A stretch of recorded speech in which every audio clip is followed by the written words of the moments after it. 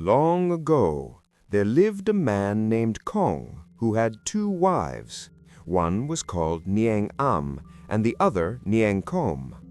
One day, Kong took both of his wives to visit relatives in a distant village. Along the way, there was a fearsome tiger.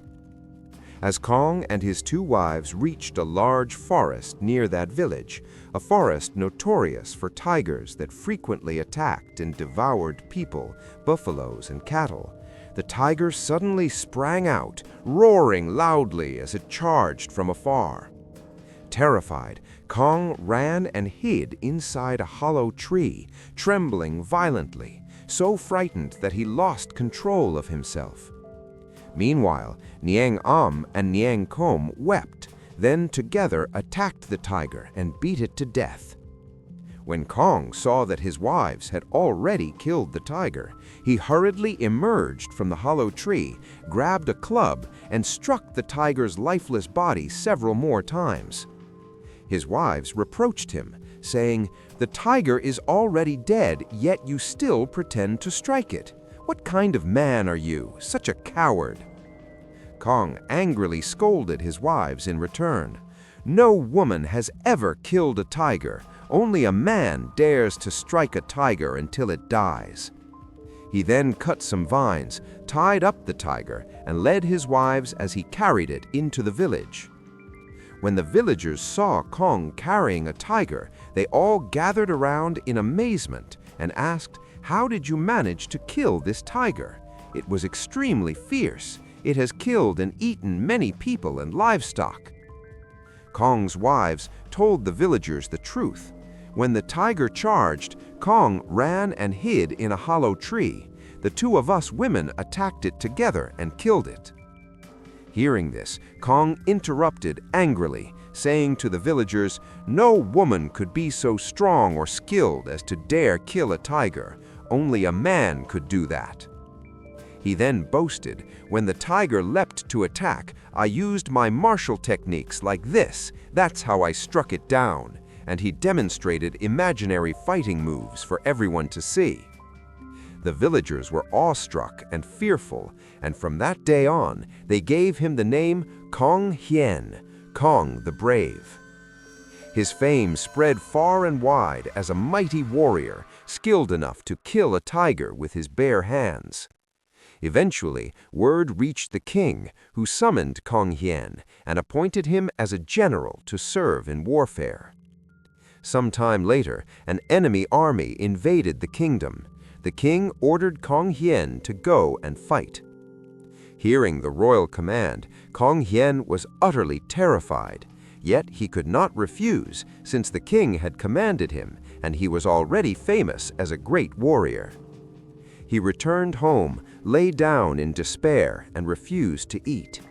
His wives asked him, "Why are you lying here without eating? What has happened?" Kong Hean replied, "The king has ordered me to go to war. I am terribly afraid of the enemy. I don't know what to do, but I cannot refuse." His wives comforted him, saying, "Don't worry, leave everything to us. Get up, eat your fill, and bathe to ease your body." Reassured, Kong Hean arose, bathed, ate, prepared his weapons, and at the auspicious hour went to bid farewell to the king. He set out for battle, taking his wives with him.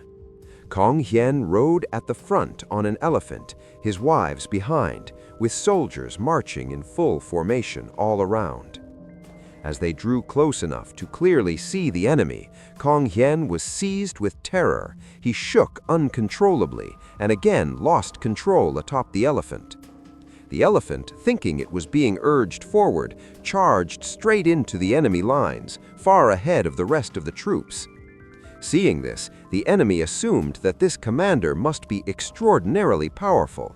Panic-stricken, they broke ranks and fled for their lives.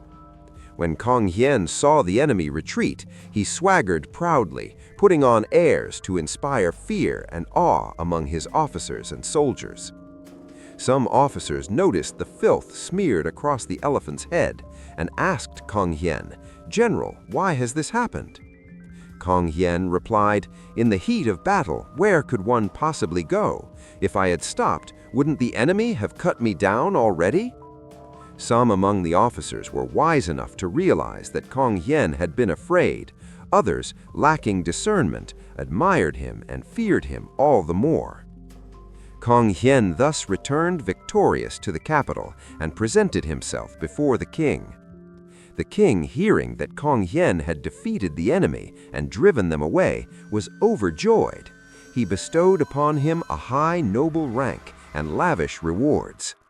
From that day on, Kong Hien became even more arrogant and boastful. Later, a ferocious crocodile began to attack and kill people, traders and travelers along the riverbanks, spreading fear everywhere. No one dared to bathe or cross the river. The people were deeply distressed. When the matter reached the king ordered Kong Hien to capture the crocodile. Hearing this command, Kong Hien was terrified, but he dared not disobey. He accepted the mission, saying he would handle it and that the king should not worry. Returning home, he told his wives, "My dear ones, the king has ordered me to catch a crocodile in the river. It is extremely fierce. This time I surely won't survive. It will certainly bite me to death. On land, at least one can see danger coming, but in the water, how could one escape? Yet I cannot refuse. I might as well jump into the water and let it kill me." Having resigned himself to this fate, he gathered relatives and villagers as if truly going to capture the crocodile. Hearing the news, crowds gathered to watch. When Kong Hien reached the riverbank, he saw the crocodile swimming near the shore at a spot where two trees stood close together, forming a narrow gap. He leapt into the water there, intending to be bitten to death. But the crocodile, startled by the splash, lunged forward and became wedged between the two trees, trapped, unable to move forward or backward. Kong Hien surfaced, saw the crocodile stuck fast, and shouted orders for his companions to spear and hack it to death. Those watching believed that Kong Hien had deliberately forced the crocodile into the trap, and they admired him and feared him immensely.